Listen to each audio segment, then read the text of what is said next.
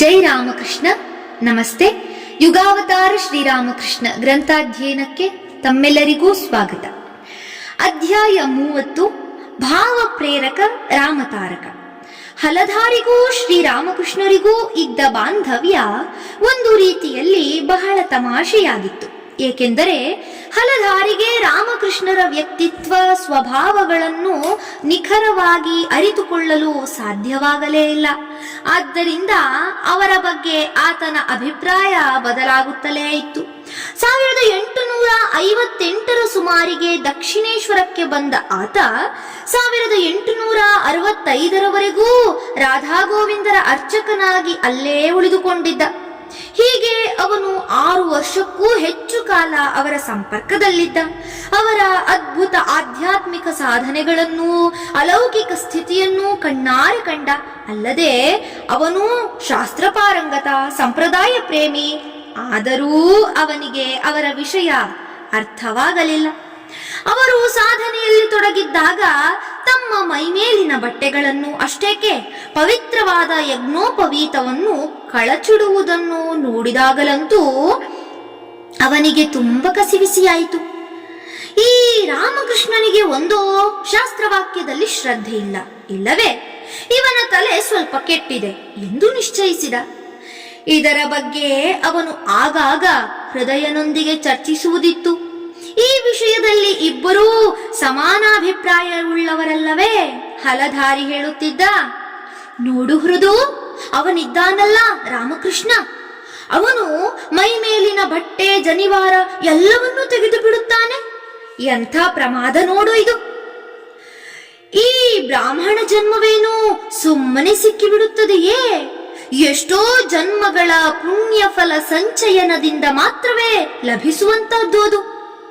ಅಂಥದ್ದರಲ್ಲಿ ಇವನು ಬ್ರಾಹ್ಮಣ್ಯವೆಂದರೆ 3 ಕಾಸಿನ ಸಾಮಾನು ಎಂಬಂತೆ ಅದನ್ನು ಬಿಟ್ಟು ಬಿಡುತ್ತಿದ್ದಾನಲ್ಲ.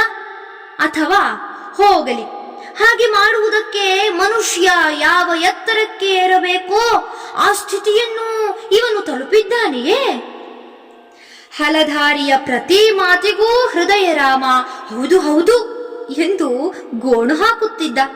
ಒಮ್ಮೊಮ್ಮೆ ಹಲಧಾರಿ ಹೇಳುತ್ತಿದ್ದ, ಹೃದು, ಅವನು ನಿನ್ನ ಮಾತೆಂದರೆ ಎಷ್ಟೋ ಬೆಲೆ ಕೊಡುತ್ತಾನೆ. ಆದ್ದರಿಂದ ನೀನು ಅವನ ಮೇಲೆ ಸದಾ ಒಂದು ಕಣ್ಣಿಟ್ಟು ಅವನು ಹಾಗೇನೂ ಮಾಡದಂತೆ ನೋಡಿಕೋ. ಕಡೆಗೆ ಅವನ ಕೈಕಾಲು ಕಟ್ಟಿ ಹಾಕಿಯಾದರೂ ಸರಿಯೇ ಅವನನ್ನು ಹತೋಟಿಗೆ ತರಬೇಕು. ಅವನು ಒಮ್ಮೊಮ್ಮೆ ರಾಮಕೃಷ್ಣರ ಪೂಜಾ ವಿಧಾನವನ್ನು ಕುತೂಹಲದಿಂದ ನೋಡುತ್ತಾ ನಿಲ್ಲುತ್ತಿದ್ದ. ಅವರ ಕಣ್ಣುಗಳಿಂದ ಧಾರಾಕಾರವಾಗಿ ಹರಿಯುವ ಅಶ್ರು ಪ್ರವಾಹವನ್ನು ನೋಡುತ್ತಿದ್ದ. ಮಾತೆಯನ್ನು ಸ್ತುತಿಸುತ್ತಿದ್ದ, ಭಜನಾನಂದದಲ್ಲಿ ಮೈಮರೆಯುವುದನ್ನು ನೋಡುತ್ತಿದ್ದ.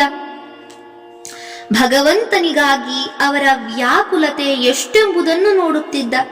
ನೋಡಿ ವಿಸ್ಮಯಮೂಕನಾಗುತ್ತಿದ್ದ. ಆಗ ಅವನು ಭಾವಿಸುತ್ತಿದ್ದ, ಆಹಾ, ಖಂಡಿತವಾಗಿಯೂ ಇವನಲ್ಲಿ ದೈವೀ ಶಕ್ತಿಯ ಆವೇಶವಾಗಿರಲೇಬೇಕು. ಇವನ ಈ ಬಗೆಯ ವರ್ತನೆಗೆ ಅದೇ ಕಾರಣ. ಇಲ್ಲದಿದ್ದರೆ ಸಾಮಾನ್ಯ ಮಾನವರಿಗೆ ಹೀಗೆಲ್ಲ ಆಗುವುದುಂಟೇ? ತಕ್ಷಣ ಹೃದಯನ ಹತ್ತಿರ ತನ್ನ ಅನಿಸಿಕೆಯನ್ನೆಲ್ಲ ತೋಡಿಕೊಂಡು ಮತ್ತೆ ಹೇಳುತ್ತಿದ್ದ, ಏ ಹೃದು, ನಿಜವಾಗಿಯೂ ನೀನು ಅವನಲ್ಲಿ ಏನೋ ಒಂದು ಅಸಾಧಾರಣ ಶಕ್ತಿಯನ್ನು ಕಂಡಿರಬೇಕು. ಇಲ್ಲದಿದ್ದರೆ ನೀನು ಅವನಿಗೆ ಹಾಗೆ ಸೇವೆ ಮಾಡುತ್ತಿದ್ದೆಯಾ? ನಿಜ ಹೇಳೋ, ಅವನಲ್ಲಿ ನೀನು ಅದೇನು ಕಂಡೆಯೋ? ಹೀಗೆ ಹಲಧಾರಿಯ ಮನಸ್ಸು ತೂಗುಯ್ಯಾಲೆಯಾಗಿಯೇ ಇತ್ತು. ಒಮ್ಮೆ ಅವರ ಬಗ್ಗೆ ಭಕ್ತಿ ಗೌರವ ತಾಳಿ ಪೂಜ್ಯ ದೃಷ್ಟಿಯಿಂದ ನೋಡಿದರೆ, ಇನ್ನೊಮ್ಮೆ ಅಯ್ಯೋ ಪಾಪ, ಇವನಿಗೆ ಹೀಗಾಗಿ ಹೋಯಿತಲ್ಲ ಎಂದು ಮರುಕ ತಾಳುತ್ತಿದ್ದ. ಎಷ್ಟೋ ಸಲ ದೇವಾಲಯದಲ್ಲಿ ಅವರ ಪೂಜೆಯನ್ನು ಕಂಡು ಮುಗ್ಧನಾಗಿ ಉದ್ಗರಿಸುತ್ತಿದ್ದ, ರಾಮಕೃಷ್ಣ, ಈ ಬಾರಿ ನಾನು ನಿನ್ನನ್ನು ಅರಿತುಕೊಂಡು ಬಿಟ್ಟೆ. ನಿನ್ನ ನಿಜ ವ್ಯಕ್ತಿತ್ವವೇನೆಂದು ತಿಳಿದುಕೊಂಡು ಬಿಟ್ಟೆ. ಆಗ ಅವನು ದೃಢ ಸ್ವರದಲ್ಲಿ ಹೇಳುತ್ತಿದ್ದ, ಛೇ, ಇನ್ನು ಮೇಲೆ ನೀನು ನನ್ನ ಕಣ್ಣಿಗೆ ಮಣ್ಣೆರಚಲಾರೆ. ನಿಜವಾಗಿಯೂ ನಿನ್ನಲ್ಲಿ ಏನೋ ದೈವಿಕತೆ ಇದೆ, ನನಗದು ನಿಶ್ಚಿತವಾಗಿದೆ. ಇನ್ನೂ ಆ ಬಗ್ಗೆ ಅನುಮಾನವೇ ಇಲ್ಲ. ಅವನು ಹೇಳುವುದನ್ನೆಲ್ಲ ಕೇಳಿ ಕಡೆಗೆ ಅವರೆನ್ನುತ್ತಿದ್ದರು, ಇರಲಿ, ಬಹಳ ಒಳ್ಳೆಯದು. ಎಷ್ಟು ಹೊತ್ತು ಇರುತ್ತದೆಯೋ ಈ ನಂಬಿಕೆ, ನೋಡೋಣ. ಸರಿ, ಮಧ್ಯಾಹ್ನದ ಮೇಲೆ ಪೂಜೆಯ ಕೆಲಸವೆಲ್ಲ ಮುಗಿಯಿತೆಂದರೆ ಹಲಧಾರಿ ಶ್ರೀಮದ್ ಭಾಗವತವನ್ನು, ಗೀತೆಯನ್ನು ಇಲ್ಲವೇ ಆಧ್ಯಾತ್ಮ ರಾಮಾಯಣವನ್ನು ಹಿಡಿದು ಕೂರುವುದಿತ್ತು. ಈಗವನು ಒಂದು ಚಿಟಿಕೆ ನಶ್ಯವೇರಿಸಿ ಬಳಿಕ ಆ ಗ್ರಂಥಗಳ ಪಾರಾಯಣ ಮಾಡುತ್ತಾ ಇಲ್ಲವೇ ಯಾರೊಂದಿಗಾದರೂ ಆ ವಿಷಯದ ಬಗ್ಗೆ ಚರ್ಚಿಸುತ್ತಾ ಕುಳಿತನೆಂದರೆ ಮತ್ತೆ ಬೇರೆಯೇ ಮನುಷ್ಯನಾಗಿ ಬಿಡುತ್ತಿದ್ದ. ಅವನ ಅಹಂಕಾರ, ಅಭಿಮಾನವೆಲ್ಲ ಮೇಲೆದ್ದು ಬರುತ್ತಿತ್ತು. ಆಗ ಅವನ ಮಾತಿನಲ್ಲಿ, ಮುಖಭಾವದಲ್ಲಿ ಇಂತಿಂಥ ವಿಷಯಗಳನ್ನೆಲ್ಲ ತಿಳಿದುಕೊಂಡಿರುವನು ನಾನು, ನನಗೆ ಸರಿಸಮಾನರದು, ಕ್ಷಮಿಸಿ, ನನಗೆ ಸರಿಸಮನಾದವರು ಯಾರಿದ್ದಾರೆ ಎಂಬ ಧೋರಣೆ ಸ್ಪಷ್ಟವಾಗಿ ಕಾಣುತ್ತಿತ್ತು. ಆಗ ಕೆಲವೊಮ್ಮೆ ರಾಮಕೃಷ್ಣರೆನ್ನುತ್ತಿದ್ದರು, ನೀನು ಶಾಸ್ತ್ರಗಳಲ್ಲಿ ಯಾವ ಯಾವ ಆಧ್ಯಾತ್ಮಿಕ ಅನುಭವಗಳ ಬಗ್ಗೆ, ಆಧ್ಯಾತ್ಮಿಕ ಸ್ಥಿತಿಗಳ ಬಗ್ಗೆ ಓದಿದ್ದೀಯೋ ಅದೆಲ್ಲವನ್ನೂ ನಾನು ಸಾಕ್ಷಾತ್ಕರಿಸಿಕೊಂಡಿದ್ದೇನೆ. ನನಗೆ ಅವೆಲ್ಲ ಚೆನ್ನಾಗಿ ಅರ್ಥವಾಗುತ್ತದೆ. ಆಗ ಹಲಧಾರಿ ತಿರಸ್ಕಾರದಿಂದ ನಕ್ಕು ಹೇಳುತ್ತಿದ್ದ, ವಾಹ್ ವಾಹ್, ಚೆನ್ನಾಗಿ ಹೇಳಿದೆಯೋ ಮೂರ್ಖ ಶಿಖಾಮಣಿ, ನಿನ್ನಂಥವನಿಗೆ ಇದೆಲ್ಲ ಅರ್ಥವಾಗುತ್ತಿದ್ದೇನಯ್ಯ. ಶ್ರೀರಾಮಕೃಷ್ಣರು, ನಾನು ನಿಜವನ್ನೇ ಹೇಳುತ್ತಿರುವುದು. ನನ್ನ ಈ ದೇಹದೊಳಗೆ ಯಾವ ಭಗವಂತನಿದ್ದಾನೆಯೋ ಅವನು ಈಗ ನೀನು ಯಾರ ಮಹಿಮೆಯ ಬಗ್ಗೆ ಹೇಳಿದೆಯೋ ಆತನ ಬಗ್ಗೆ ಎಲ್ಲವನ್ನೂ ತಿಳಿಸಿಕೊಡುತ್ತಾನೆ. ಇದನ್ನು ಕೇಳಿ ಹಲಧಾರಿ ಸಿಟ್ಟಿಗೆದ್ದು ಕೂಗುತ್ತಿದ್ದ,